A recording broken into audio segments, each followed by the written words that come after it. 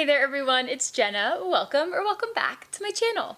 In today's video, we are gonna head out to the garden together, and there has been a lot of updates and new things happening since I filmed my last garden with me video, so I thought it'd be kind of fun to just give you an update and show you where things are at.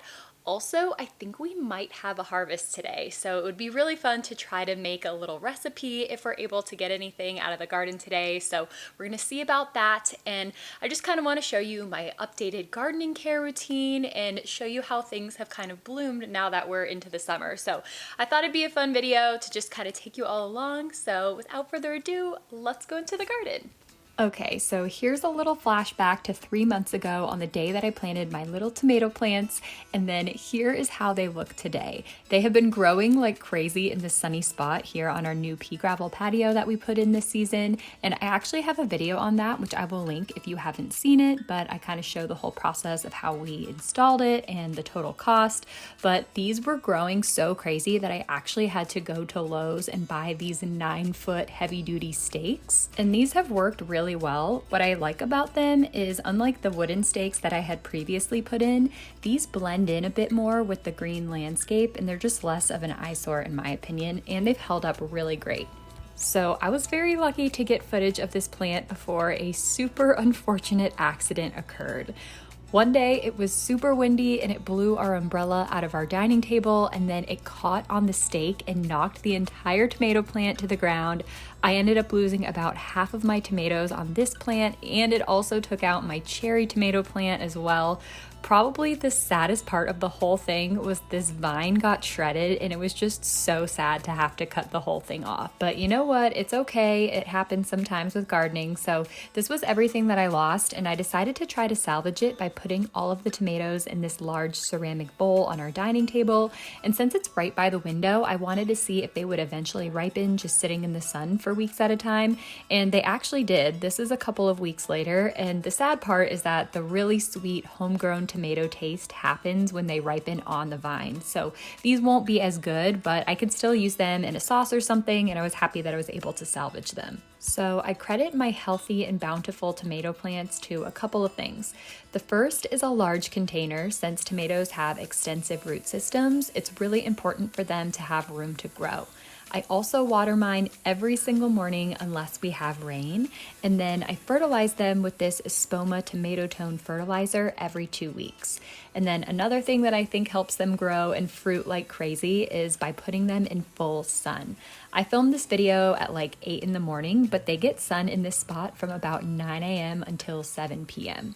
And I also mulch them with this non-dyed 100% cedar mulch just to help them retain moisture and stay cool and hydrated during the hot summer days. Another thing that I do to help my plant direct its energy towards healthy fruit production is I pick off the suckers.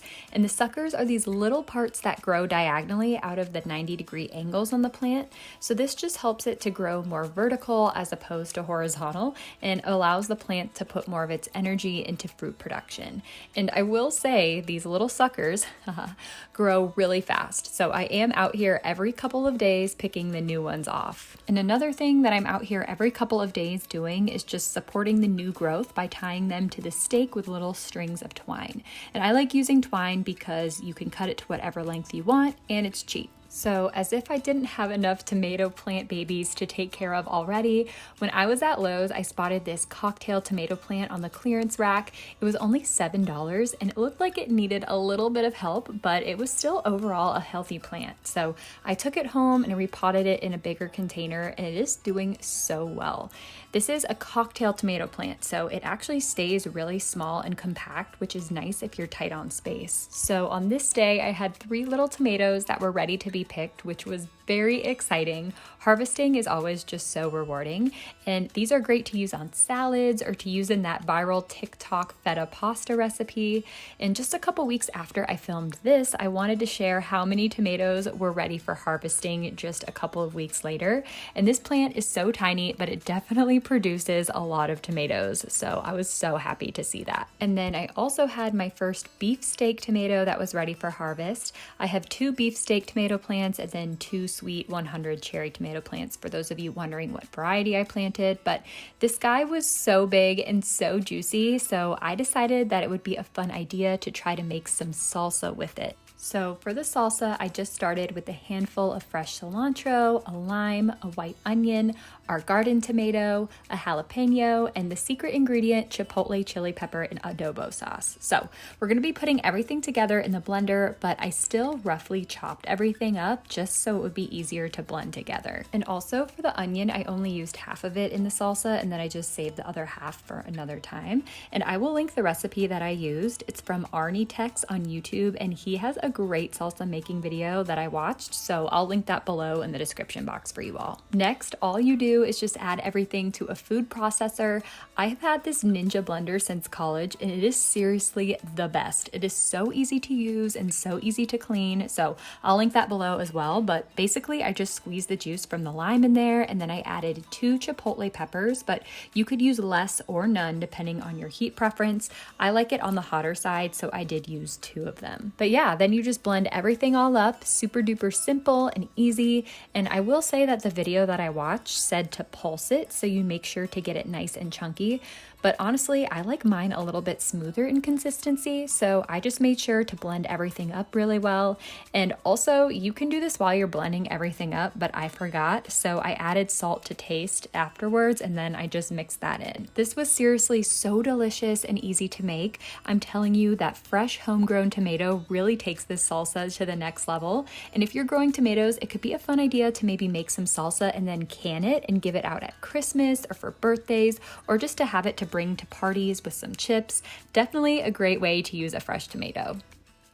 Okay, so next it was time to do some potting to spruce up our dining table. And we really like to sit out here in the evenings and watch the sunset, but of course that's when the bugs like to show up. So I was going to get a citronella candle for out here, but when I was at Lowe's, I came across this cute little citronella plant, and it was on sale for only $5, which is way cheaper than a candle these days. And I thought it would just be a cute way to freshen up the look of the table. And also this way I don't have to worry about taking a lighter out there all the time.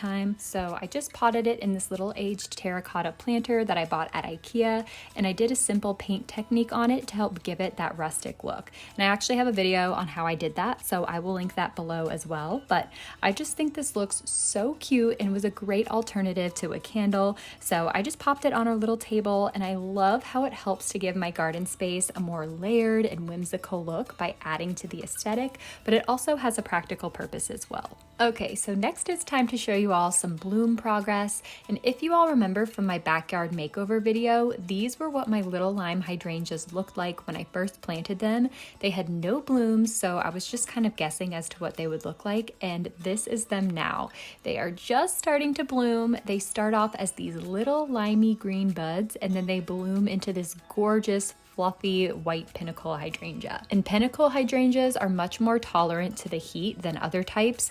These guys have been holding up great in full sun. We've been having a bunch of 90-degree days with lots of humidity, and they are still looking beautiful. I'm hoping that in a year or two they will form a solid hedge of gorgeous white flowers to act as a stunning backdrop for our dining area. So something else that I've always wanted to have in my garden was a little lime tree. So when I saw these Persian lime trees for $25 at Walmart, I could not pass them up.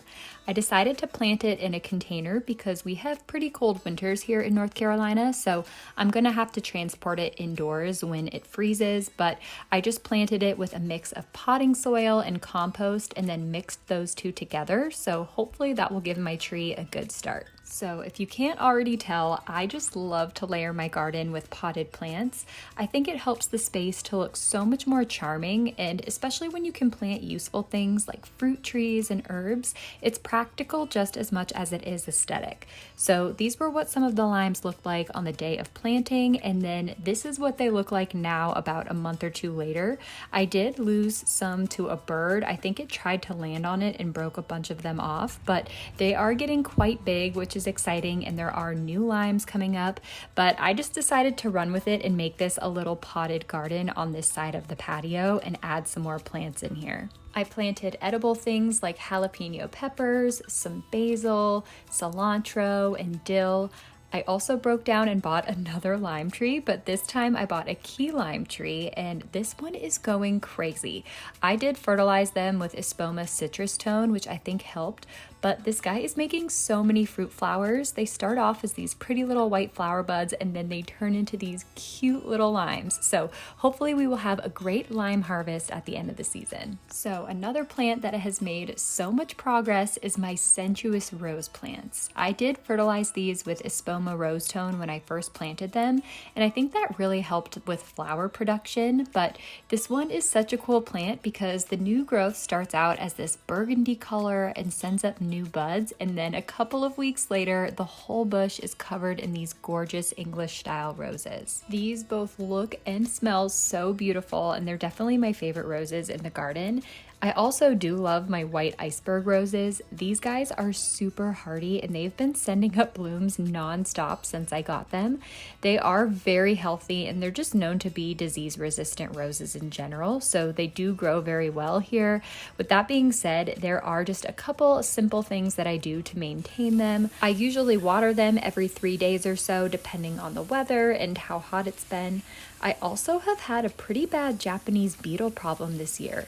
Japanese beetles love to eat roses and they tend to go for the sensuous roses more than the white icebergs in my garden, probably because of their strong scent, but I just try to pick them off and drop them into a bowl of soapy water. But I've also found that this specific spray works really well. I'll just spray the bush in the evening and it usually keeps the beetles away for several days. Another thing that I'll do regularly is deadhead the old blooms so the bush can channel its energy into making new ones. And so here I just chop off the bloom right above a set of 5 leaves, and this way the rose has energy to send up a new bud, and here you can see where I previously cut and then where a new bud formed in between. So I'll usually do this once a week or so that my plant can easily produce beautiful rose blooms all season long. Alright everyone, that about wraps up this video. I hope that you enjoyed this little garden with me video. If you did, please give this video a thumbs up. It really does help to support the channel and lets me know that you want to see more gardening content. If you're not already subscribed, be sure that you are, because I post new home and garden content every single week, and I'm also very active in my community page. I post things like sales and restock alerts and really good home decor deals over there, so that's a benefit of being subscribed as well. I hope that you all enjoyed this video. I hope you have a fabulous week, and I will see you all in my next one. Bye!